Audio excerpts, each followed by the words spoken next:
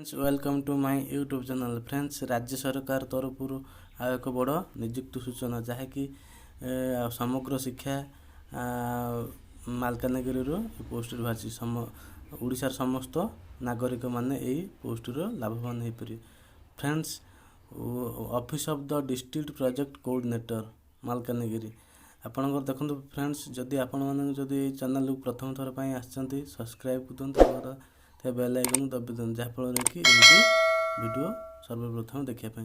Friends देखो, आपणकर name of the post warden एक गोटे पोस्ट वैकेंट अच्छी तार मेल केवल कैंडिडेट पकईपर तांकर 30 ରୁ 50 वर्ष पर्यंत होता दरकार। बीए बीएससी विथ बीईडी 2 वर्ष एक्सपीरियंस थी दरकार। सैलरी हूँ 11,500 टंका। अकाउंटेंट गोटे पोस्ट अच्छी मेल एंड फीमेल पकईपर 18 ରୁ 35 वर्ष बीकम विथ डीसीए 7,100 टंका salary. Part time teacher English एक पोस्ट अच्छी देखो। फ्रेंड्स, मेल एंड फीमेल 18 ରୁ 35 वर्ष बीए बीईडी कंप्लीट करथिया दरकार। ता सहित ऑनर्स रही दरकार। 5,000 ईपीएफ शेयर करें।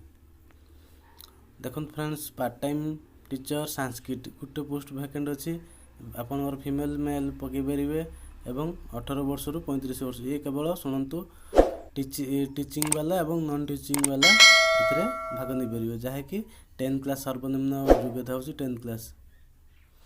बीए संस्कृत और साहित्य 5,000 ईपीएफ सहित कटो। Part time teacher math science female and male BSc BEd complete हो दरकार। 5,000 टंका ईपीएफ सहित। वॉचमैन गोटे पोस्ट अच्छी मेल बयस हूँ 18 ରୁ 35 10 क्लास पास करथिया दरकार। 5,200। हेड कुक गोटे post female male local candidate having experience जदि लोकल जदि थे ताहले से रोषे करेंगे 4400 टंका सैलरी। असिस्टेंट कुक 2टा पोस्ट अच्छी फीमेल मेल 18 ରୁ 35 से लोकल कैंडिडेट 4300 टंका salary. Peon attendant male and female HSC 10वीं पास करता दरकार 5200 टंका सैलरी पाइबे। आपन देखो फॉर्म टी।